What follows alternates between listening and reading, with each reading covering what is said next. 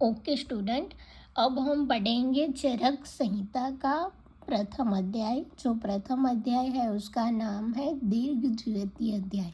हम अभी क्या सूत्र स्थान स्टार्ट कर रहे हैं। सूत्र स्थान को श्लोक स्थान भी कहते हैं। आगे हम अभी क्या पढ़ रहे हैं कि जो अलग अलग स्थान दिए गए हैं उसमें श्रेष्ठ क्या है। तो चिकित्सा स्थान जो है वो चरक ने बताया है कि स्थानों में श्रेष्ठ हैं।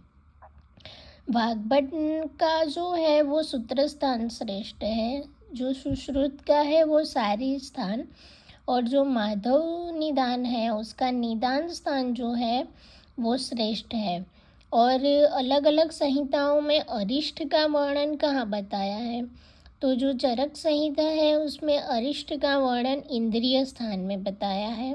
सुश्रुत में सूत्र स्थान ने और वाग्भट में सारे स्थान में बताया गया है। ये क्या हमने थोड़ी आउटलाइन पढ़ी, क्या पढ़ा कि अरिष्ट जो अलग अलग प्रकार के अरिष्ट बताए हैं वो कहाँ पे बताए हैं। तो जो चरक ने बताया है वो इंद्रिय में, सुश्रुत ने सूत्र में बताया है और वाग्भट में सारी स्थान में बताया है। अब क्या पढ़ने वाले हैं, जो श्लोक स्थान है, सूत्र स्थान। सूत्र चरक संहिता का सूत्र स्थान है उसको शोक स्थान भी कहते हैं, शीर्ष स्थान भी कहते हैं। क्यों कहते हैं? क्योंकि ये इम्पोर्टेंट है। मेन जो पूरी चरक संहिता है उसमें श्लोक स्थान है, जो सूत्र स्थान है वो बहुत इम्पोर्टेंट है, इसलिए उसको शीर्ष स्थान भी कहते हैं। जो हेड होता है ना, जो मेन होता है उसको कहते हैं। और निदान स्थान एक हम अभी पर्याय देख रहे हैं। तो निदान स्थान का पर्याय क्या है, तो व्याधि संग्रह स्थान। जो निदान स्थान है उसको व्याधि संग्रह स्थान बोलते हैं। काश्यप ने क्या बोला है, तो काश्यप ने सारे स्थान को आत्मनिश्चय स्थान बोला है। क्या बोला है? काश्यप ने सारे स्थान को आत्मनिश्चय स्थान बोला है। और अब हम क्या करेंगे, सूत्र स्थान का प्रारंभ करते हैं। हम अभी सूत्र स्थान का चैप्टर 1 जो अध्याय है उसको हम प्रारंभ करते हैं। तो उसमें पहले क्या बताया है कि सूत्र स्थान में अथा तो दीर्घ जीवितम अध्यायम व्याख्यास्याम। दीर्घ जीवितम जो ये चैप्टर का नाम होता है ना वो बहुत इम्पोर्टेंट होता है। चरक संहिता के सूत्र स्थान में जो प्रथम अध्याय दिया गया है उसका नाम क्या है, दीर्घ जीवितीय अध्याय। तो यहाँ पूरा जो सूत्र स्थान होता है ना वो फर्स्ट बताया हुआ है, इसीलिए उसको समस्त जो शास्त्र होते हैं वो सबका मेन है सूत्र स्थान। ओके, और अब ये सूत्र स्थान में कुछ कुछ अलग अलग इम्पोर्टेंस बताया हुआ है। कैसे कि जो सूत्र स्थान होता है ना उसमें संभाषा बताई है। संभाषा का मीनिंग क्या होता है, तो संभाषा का मीनिंग होता है कि आचार्य 3-4 और उससे ज़्यादा आचार्य लोग इकट्ठा होते हैं, बैठते हैं और कोई भी टॉपिक पे वो संभाषा करते हैं, कोई भी टॉपिक पे इंटरेक्शन करते हैं, कोई डिबेट करते हैं और उसके हिसाब से कोई क्वेश्चन का आंसरिंग ढूंढते हैं और फिर अलग अलग आचार्य होते हैं वो बोलते हैं और बाद में क्या होता है कि पुनर्वसु आत्रेय जो होते हैं वो उसका आंसर देते हैं, तो उसको संभाषा बोलते हैं। तो ये पूरे चरक संहिता है ना उसमें 7 संभाषा बताई है। कितनी पूरे हमारा जो चरक संहिता है उसमें 7 संभाषा बताई हुई है। और किसमें कितनी कितनी संभाषा बताई है, तो जो सूत्र स्थान है ना दोस्तों, सूत्र स्थान में टोटल 4 संभाषा बताई है। कितनी? सूत्र स्थान में टोटल 4 संभाषा बताई है। कहाँ कहाँ पे? सूत्र 1, सूत्र 12, चरक सूत्र 25 और चरक सूत्र 26। ये चारों चैप्टर जो है 1, 12, 25 और 26, ये चारों चैप्टर में सूत्र स्थान में संभाषा बताई हुई है। क्या बताई हुई है? संभाषा। फिर दूसरी क्या, सारे स्थान में बताई हुई है। कौन से स्थान में? सारे स्वर में। सारे स्थान में कौन से? तीसरे और छठे चैप्टर में बताई है। तीसरे और छठे चैप्टर में बताई है। और लास्ट संभाषा बताई है वो है सिद्धि स्थान में। सिद्धि स्थान में कौन सी संभाषा बताई हुई है? अरे कौन से चैप्टर में संभाषा बताई हुई? तो 11वें चैप्टर में। तो ये हमने क्या पढ़ा? 4, 2 और 1, ये 7 संभाषा बताई है। ये पूरे चरक संहिता की बात की है। पूरे चरक संहिता में 7 संभाषा बताई है। उसमें से जो सूत्र स्थान है उसमें 4 है, फिर सारी स्थान में 2 है, फिर सिद्धि स्थान में 1 है। ओके, सिद्धि स्थान में 1 है। उसमें से सूत्र में 4 कौन सी है? तो 1, 12, 25, 26। 1, 12, 25, 26। और सारी स्थान में 3 और 6। 3rd चैप्टर में और 6th चैप्टर में 3 और 6। और सिद्धि स्थान में 11वें चैप्टर में संभाषा बताई हुई है। ओके, अब इसमें क्या बताया हुआ है? अब हम आएंगे सूत्र स्थान के प्रथम अध्याय, जो दीर्घजीवितीय अध्याय है ना, दीर्घजीवितीय अध्याय पे आते हैं। उनमें इम्पोर्टेंट पॉइंट्स क्या क्या बताए हैं उसके ऊपर आते हैं। तो उसमें एक अनुबंध चतुष्टय बताया है। क्या बताया है? अनुबंध चतुष्टय बताया है ना। उसमें 4 बताए हैं। क्या क्या बताए हैं? एक अभिधेय बताया है, एक प्रयोजन बताया है, एक संबंध बताया है और एक अधिकारी। इन चारों को क्या बोलते हैं? इन चारों को बोलते हैं अनुबंध चतुष्टय। अनुबंध चतुष्टय किसको बोलते हैं? अभिधेय, प्रयोजन, संबंध, अधिकारी। उसको याद रखने के लिए हम क्या करेंगे? अप्रसंबंध। क्यों संबंध? अप्रसंबंध। अप्रसंबंध याद रखेंगे तो अभिधेय, प्रयोजन, संबंध और अधिकारी। एक अधिकारी था, उसका कैसा संबंध था? तो एक अधिकारी ने अप्र से संबंध रखा था। क्या याद रखेंगे हम? एक अधिकारी ने अप्र से संबंध रखा था। तो अधिकारी, अभिधेय, प्र से प्रयोजन, संबंध से संबंध। अधिकारी, अभिधेय, प्रयोजन, संबंध, अधिकारी। अधिकारी ने अप्र से संबंध रखा। अधिकारी, अभिधेय, प्रयोजन और संबंध। ये क्या था? मेन पॉइंट था जो सुश्रुत नई चरक संहिता के प्रथम चैप्टर, जो दीर्घजीवितीय अध्याय है, उसमें बताया है। तो आज हमने ये पॉइंट पढ़ा। ये बहुत इम्पोर्टेंट पॉइंट था, अनुबंध चतुष्टय। अनुबंध चतुष्टय में क्या क्या आता है ये बताते हैं कि अनुबंध चतुष्टय में चार आता है। 4, तो वो 4 को आपको याद रखना बहुत इम्पोर्टेंट है। इसके लिए मैंने आपको क्या याद रखने के लिए बोला है कि एक अधिकारी था, उसको अभिप्र संबंध था। उसको किसके साथ संबंध था? अभिप्र के साथ संबंध था। तो अभिप्र मीन्स अभिधेय, प्र मीन्स प्रयोजन, संबंध मीन्स संबंध और अधिकारी मीन्स अधिकारी। तो अब ये हमने क्या है, सूत्र स्थान का प्रथम अध्याय हमने स्टार्ट कर लिया। अब हम क्या करेंगे? आगे मूव करते जाएंगे कि ये चरक संहिता के प्रथम अध्याय में क्या क्या बोला है। तो ये प्रथम अध्याय में एक तो भरद्वाज है ना, उसके बारे में बोला है। भरद्वाज के बारे में क्या बोला है? भरद्वाज के बारे में उन्होंने उग्र तपा बोला है। क्या बोला है? भरद्वाज के बारे में उन्होंने उग्र तपा बोले। ये याद रखना, भरद्वाज, जिसमें द्वाज आता है ना, उसको उग्र तपा बोलते हैं। तो भरद्वाज और उग्र तपा। और धन्वंतरी को क्या बोला है? दीर्घ तपा और आदिदेव। धन्वंतरी को क्या बोला है? दीर्घ तपा और आदिदेव। धन्वंतरी जो है वो दीर्घ तपा है और आदिदेव है। धन्वंतरी को दीर्घ तपा और आदिदेव बोले हैं। और भरद्वाज को क्या बोला है? उग्र तपा बोला है।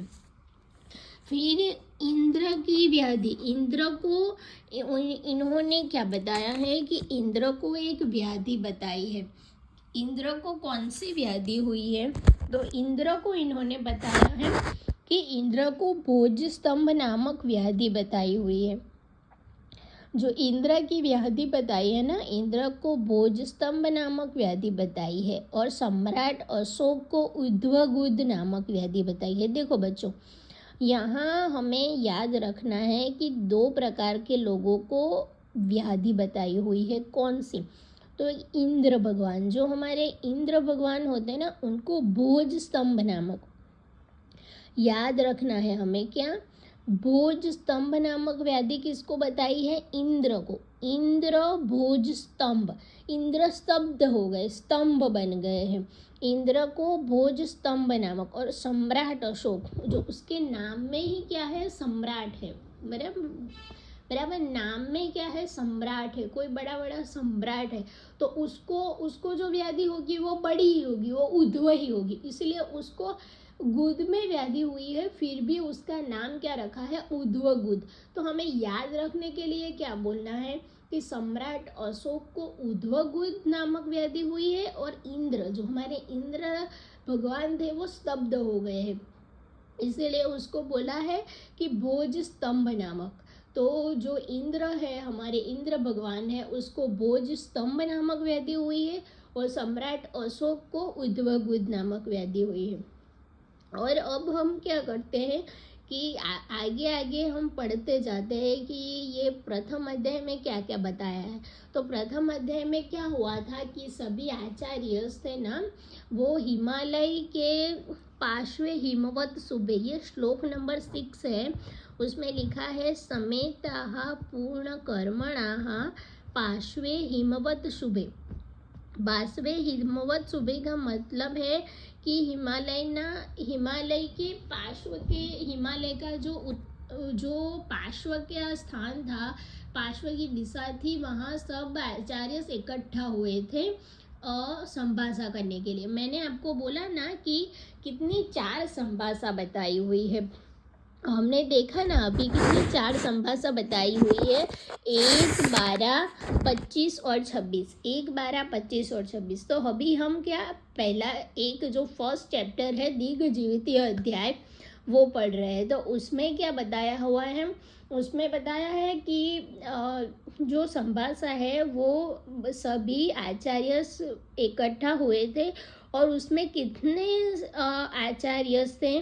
तो उसमें 53 आचार्य इकट्ठा हुए थे। उसमें उसके नाम है जैसे कि अगस्त्य, नारद, भृगु, मार्कंडेय, कपिस्थल। ये सबको हमें याद नहीं रखना है, पर ऐसे कि हमें अगर कुछ क्वेश्चन आ जाए कि चरक सूत्र 1 के इम्पोर्टेंस बताइए, चरक सूत्र 1 में क्या है, तो चरक सूत्र 1 है, उसमें क्या बताया है? तो सभी 53 आचार्य थे, वो 53 आचार्य इकट्ठा हुए थे, और वो कहाँ इकट्ठा हुए थे? तो पार्श्व हिमवत शुभे, वो पार्श्व स्थान था हिमालय का, वहाँ इकट्ठे हुए थे। और वो उनमें कितने वो कौन कौन से ऋषि थे? तो कपिस्थल थे, भगवान आत्रेय थे, पुनर्वसु आत्रेय, अगस्त्य था, भरद्वाज था, बड़ीस आचार्य थे, काप्य थे, मरीच थे, ये सब आचार्य इकट्ठा हुए थे। ओके, तो ऐसे ये संभाषा की थी। अब हम आगे बढ़ते हैं, चरक सूत्र 1 में आगे बढ़ते हैं। उसमें क्या बताया है? तो हम श्लोका नंबर 14 पढ़ते हैं। उसमें बताया है सुख उपविष्टास्ते तत्र पुण्यां चक्रः कथामिमां धर्म अर्थ काम मोक्षाणाम आरोग्यम मूलम उत्तमम। देखिए बच्चों, ये कोटेशन है, बहुत इम्पोर्टेंस है। ये फिलिंग द ब्लैंक्स करके AIAPGT में पूछ सकते हैं, और अगर आप फर्स्ट ईयर में हो तो सिर्फ ये श्लोक लिखेंगे और बोलेंगे कि इसको क्या है कि डिस्क्राइब करिए। इसको डिस्क्राइब करने 5 मार्क्स में भी पूछ सकते हैं, 10 मार्क्स में भी पूछ सकते हैं, और 2 मार्क्स में भी पूछ सकते हैं। तो उसमें क्या है कि धर्म अर्थ काम मोक्षाणाम आरोग्यम मूलम उत्तमम। ये बहुत इम्पोर्टेंट है। क्या है? मूलम उत्तमम, मूल उत्तम है। किसका मूल? धर्म अर्थ काम और मोक्ष। यहाँ चार चीज़ें बताई है। कौन सी? धर्म अर्थ काम और मोक्ष। ये चारों चीज़ों मूलम उत्तमम, मूल है। किसके मूल है? तो आरोग्य मूलम उत्तमम। अगर आपको आरोग्य जारी रखना है, अगर आपको निरोगी रहना है, तो ये चार चीज़ें आपको प्राप्त करनी पड़ेगी। कौन सी? धर्म अर्थ काम और मोक्ष। जो धर्म है वो क्या है? जो रेगुलर हम हमारा काम करते हैं ना, वो उसको धर्म बोलते हैं। अर्थ मीन्स हमको अर्निंग करना है, हमको पैसा कमाना है, वो अर्थ। काम मीन्स हमको हमारी जो लाइफ है, जो कि हमारा मैरिटल स्टेटस है, वो जो मतलब मैरिटल स्टेटस का यहाँ मीनिंग क्या बताया है कि जो हमें हमारी वंश की परंपरा है ना, एक वंश को आगे बढ़ाना है, वो हमारी परंपरा को हमें क्या है कि चालू रखनी है। और मोक्ष, वो लास्ट में ये सब करने के बाद हमको स्पिरिचुअल लेवल में हमारा आत्मा है, उसको एक सही डायरेक्शन देने के लिए हमको स्पिरिचुअली भी कुछ काम करना है। इसीलिए ये धर्म अर्थ काम और मोक्ष, ये चार बताया है। ये चारों मूलम उत्तमम, चार को मूल बोला है। अगर पूछता है, अगर क्वेश्चन में ये पूछेंगे कि किसको मूल बोला है, कौन चार चीज़ वो है उसको मूल बोला है, तो धर्म अर्थ काम और मोक्ष, ये चार जो है ना उसको मूल बोला है। तो ये चार को मूल बोला है। और मैं आपको बताती हूँ कि ये क्या है कि हमने अभी देखा कि हिमालय पर्वत का जिक्र आया था ना, मैं ये पॉइंट अभी बाकी रह गया था, इसीलिए मैं आपको बता देती हूँ। क्या हुआ कि हमने आगे देखा कि 53 आचार्य थे, वो हिमालय के पार्श्व भाग में बैठे थे और क्या है, संभाषा कर रहे थे। तो ये हिमालय पर्वत का जिक्र, हिमालय शब्द का वर्णन, हिमालय का वर्णन पूरी संहिता में कहाँ कहाँ पे आया है? तो 3 जगह ऐसी है जहाँ हिमालय पर्वत का वर्णन आया है, हिमालय पर्वत का नाम बताया है। कोई सभी आचार्य थे, वो हिमालय पर्वत पे बैठे हुए हैं, ऐसा बोला है। तो ऐसा कहाँ कहाँ पे बोला है? तो ऐसा 3 चैप्टर में। एक तो चरक सूत्र 1, जो हमने अभी दीर्घ जीवितीय अध्याय में अभी पढ़ा ना, कि पार्श्वे हिमवत सुबह, ये एक हो गया। दूसरा है योनि व्यापक चिकित्सा, योनि व्यापक चिकित्सा में हिमालय पर्वत का वर्णन बताया है। और एक अतिसार चिकित्सा आगे 2 चिकित्सा में बताया है, और एक सूत्र स्थान 1 में बताया। ओके, आपको याद रहेगा ना?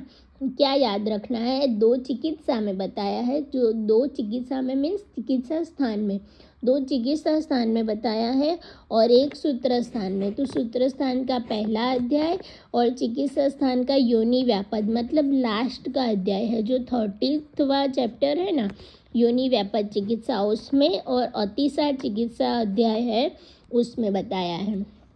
ओके, तो हम आगे मूव अभी करते हैं।